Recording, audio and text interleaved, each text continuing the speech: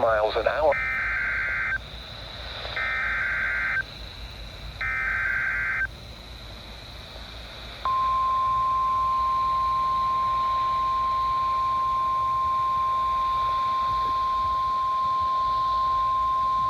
The National Weather Service in Charleston has issued a severe thunderstorm warning for portions of Bullitt County in southeastern Georgia, Jenkins County in southeastern Georgia, Screven County in southeastern Georgia, until 7 p.m. Eastern Daylight Time.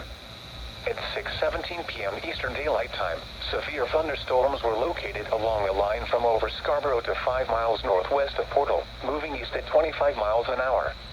Hazard, 60 miles an hour wind gusts.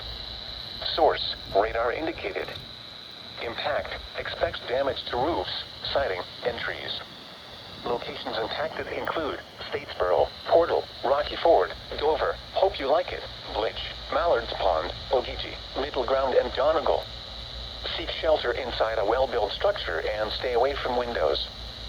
These storms are capable of producing damaging winds. Report damage directly to the Charleston National Weather Service at 888-383-2024 when it is safe to do so.